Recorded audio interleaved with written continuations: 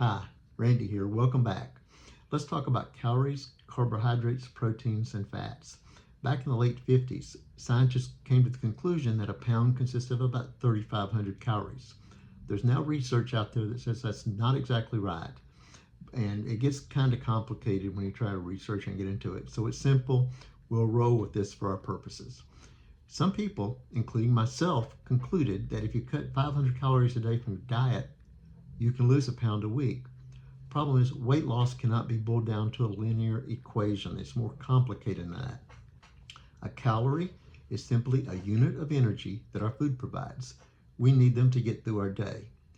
Then we have micronutrients that provide calories, carbohydrates, proteins, and fats. Carbohydrates also provide energy in some form.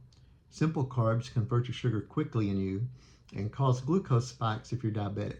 Complex carbs are slower to break down and digest, meaning the more balanced release in your body. It doesn't cause quite the spike that simple carbs do. When I was younger, I had a few friends that ran marathons, and they would carb up with pasta the night before. It's okay if you burn carbs up, but storing them contributes to weight gain. For diabetics, as I mentioned before, they drive blood sugar spikes. Proteins build and repair tissue. Most proteins contribute to building muscle. Others, like collagen, help skin and bones. If you see a product that says 8 grams of protein, but a disclaimer, it's not a significant source of protein, that protein is likely collagen. Great for your skin, hair, and nails, but just know it doesn't contribute much to muscle tone.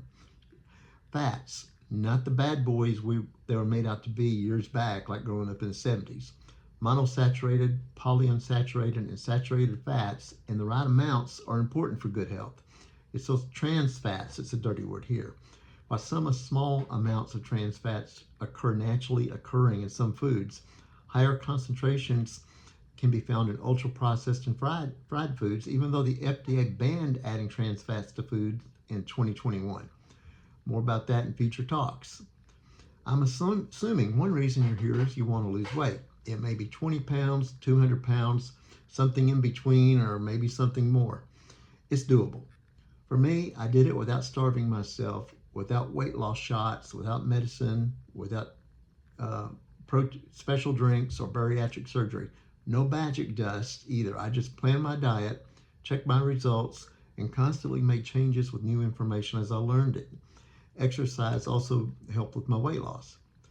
Now, before we go any further, putting my disclaimer in here to keep your doctors and other medical professionals in the loop for any diet or exercise you do. Get their advice and consider that with any plan you decide to go with. In the last video, I asked you to count the calories you consume in a typical day. I hope you did that. Also asked to see if you're getting at least 75 grams of protein a day.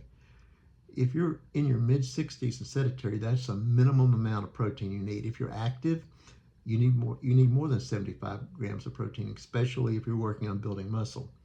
As far as starting a plan for your diet, think about how much you want to lose and how fast. After then, consult with your doctor.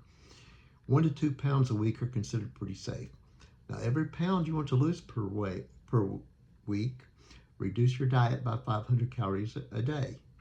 Most times you can do this without eating less, but making healthier choices like eating real food rather than ultra-processed foods. 3 daily meals with healthy mid-morning and mid-afternoon snacks is perfectly okay. Also consider any foods you need to avoid for medical reasons. Example, I was diagnosed with celiac at 30 years old and been on a gluten-free diet for 36 years now. I went from drastically being underweight at 115 pounds to being obese at 245 pounds at about the 57 years of age.